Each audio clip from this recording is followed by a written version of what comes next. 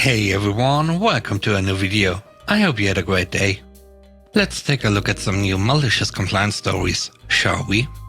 The first story is called Boss Creates an Hourly Bank Out of Nowhere. I work in a hotel. For those who have worked in this field or are currently in it, you know what I mean when I say we don't exactly have schedules. For those who haven't, stick with me and you know what I mean. So I've always been the helpful kind of employee. You need a new menu done? I will start Canva and go. You need someone to welcome the guests and take them to their rooms? Sure. I only don't drive, and only because I didn't take my permit yet. This is not in the US, so we have different laws. So even though I'm a receptionist, I do pretty much anything that needs to be done. Even though it's a small hotel, not even 30 rooms, helping with everything and still caring for your position does take a lot of time, which means I usually stay overtime. And also, if a coworker feels sick, they also know I'm the one to call. Happened before. So, the day before yesterday, our chef suggested me and my morning coworker leave, because the afternoon receptionist had arrived already. She said she had already talked to the boss and he had allowed it, so we left. The next morning, yesterday, we started reading the previous messages to catch up. And we caught this exact chef telling our boss that she had released us early, so we would owe them our credit.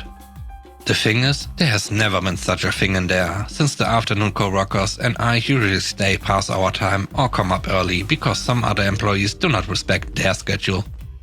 Also, I always show up when needed and am always available through text messages to clarify and help with whatever situations happen. So yesterday afternoon she started the same conversation, texting us and suggesting we leave early so there wouldn't be too many people in there. My colleague agreed. I simply didn't. I said I was saving my hour credits for when I actually needed them, and since she is not the boss, she can't actually force me to leave, so she didn't. But she also hates when people disobey her, and my coworker said I was taking my break when it happened. She was screeching, madder than he's ever seen her. And I still stayed until 3:30 PM. I usually leave at 4 PM and only left half an hour early because I was bored and my boyfriend suggested we meet. And since his schedule is also chaos, I wouldn't let that chance slip. And I will keep doing that. The next story is called The Joys of Working in a Pub. This happened a couple of years back in a pub I was working at. I worked the bar at this pub, which was pretty popular, especially on sunny days, as we had a lot of outdoor seating and a pretty huge beer garden. Now, this took place on one exceptionally hot summer day. For those of you who have the joy of not being all that familiar with our tea and crumpet society, I'll enlighten you as to why this is a pain for working in a pub. Firstly, the moment the sun blesses our land with its presence, we British come out of our thatched caves to bask in its glow. This subsequently also means everyone had the exact same thought of let's go have a pint at the pub and sit in the sun. The other noteworthy point here is that on Sunday a roast is had. Beef, lamb, chicken or pork with roasted potatoes, veggies, gravy and Yorkshire puddings. And all of which is wonderful, unless you have to spend 2 hours cooking it. On this particular Sunday we were full, and I mean full. Bar 4 or 5 people deep, the 100 plus tables all double booked for turnover, and I found myself without a moment's respite between pouring drinks and telling people we were fully booked. During this manic rush, I spot a bit of a commotion outside and see a group of roughly 30 to 35 people, including screaming kids, walking through the courtyard, ignoring everyone, and into the beer garden. Once my colleague and I had thinned down the numbers at the bar substantially, I told him I was going to walk past to see what the huge group was doing. Anyone that has worked with real-life people of course knows that people are bad, hence why I just wanted to walk past and avoid interaction. Also, it's a pet peeve of mine when people just sit themselves down, ignoring all the staff and expecting us to accommodate them without even the courtesy of mentioning to someone that they are here. So I take a step past the threshold of the bar, always dangerous, and that day a choice I regretted, and walk through the beer garden collecting empty glasses as I go. As I near the area, the group has settled in, as far away from the building as possible, I might add. I avoid eye contact at all costs. You are not going to come say hi, then I can't see you. Walking past the group, I am spotted by a very angry woman, the Alpha Karen if you will. Snapping her fingers at me to try and get my attention, as I tried to get away. She stormed up to me and stared me in the face. Excuse me, we've been waiting here for the last 15 minutes and no one has come to give us menus. What are you all doing?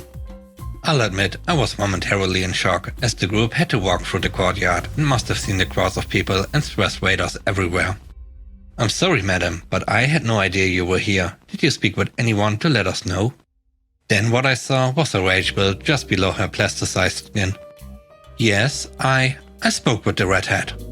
No one that worked there was a redhead. Well, anyway, I want some menus. We need to eat. I looked past her and asked how many they were. We are 36 people. That's not a problem, is it? She said that without so much as a hint of understanding why this was ridiculous.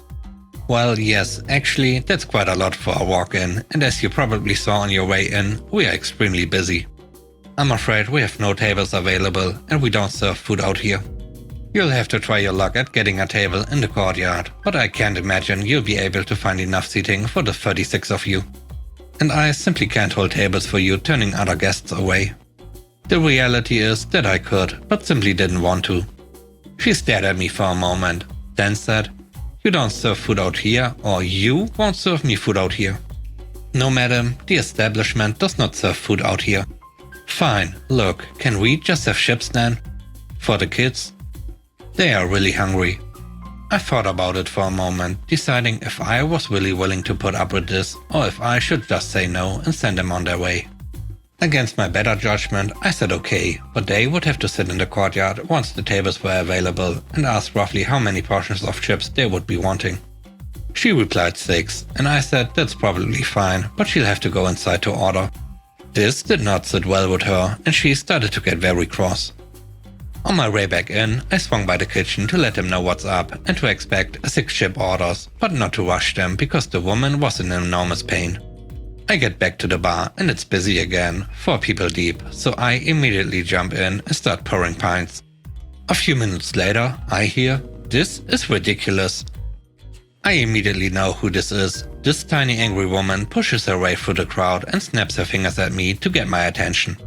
"You, I want to order my chips and hurry it up. The kids are hungry." "Okay, I'll put them on now. 6 portions, correct?" "No, 17. Sufficient to say, I was bewildered.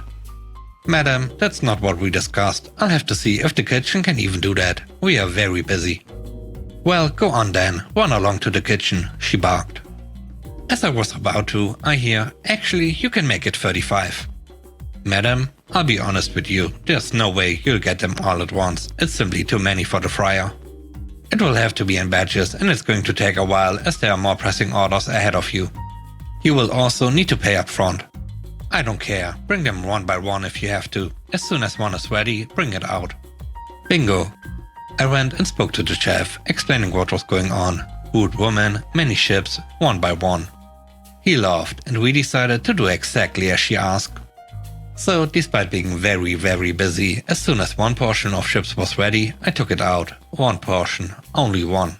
She was not pleased. "What is this? I said 35 portions, not 1. "As I explained to you inside, madam, 35 portions is simply far too many for our fryers to handle and there's a substantial number of other orders ahead of you." I had to try very hard to hide my grin at this point. But what do you expect me to do with this?" "Perhaps you could have 1 chip each per portion." And I swiftly turned and walked away. Following this, every 10 to 15 minutes, I would take out 1 more and only 1 more portion of chips to the group. By about portion 12, they had been there several hours and were fed up. They tried to complain to the manager, but she was so rude and disrespectful to me, my manager, and other staff members. So he dismissed her, stating that I had explained clearly to her that we were very busy and she herself told me to bring them out 1 portion at a time if needed be. They left very angry and we had 23 portions of chips paid for that staff got to enjoy later on. The last story is called Cheaper Pizza for Everyone. Many moons ago, I worked at a pizza place part of a national franchise in a diverse community. It was my first job and I enjoyed it, though mostly it was the satisfaction of having my first job. I worked inside, taking orders and making them. After a few days, I was in an odd space. You see, I was new enough to not have a solid handle on everything, but I was there long enough that the manager expected me to be able to do everything already. So when I kept taking too long recording orders, my manager began getting frustrated.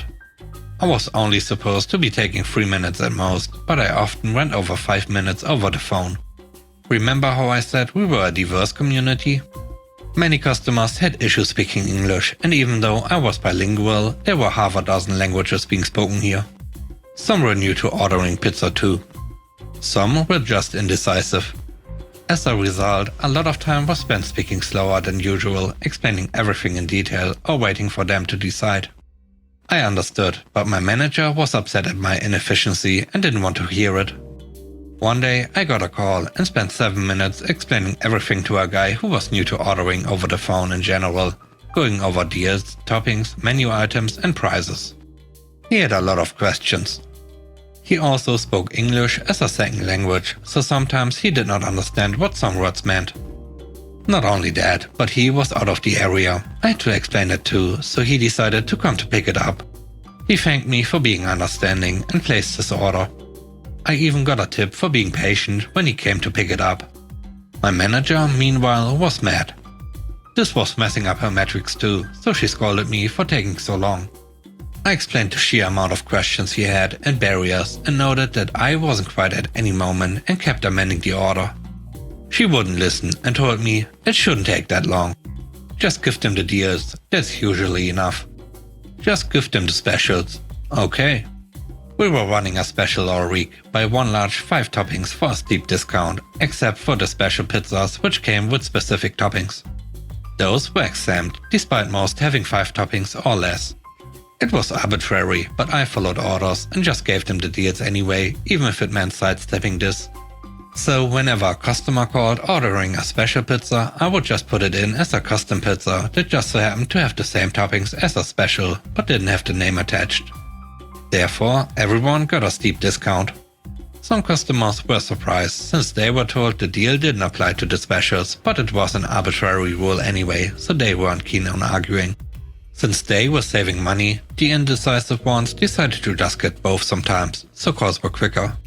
Cheap pizza all around.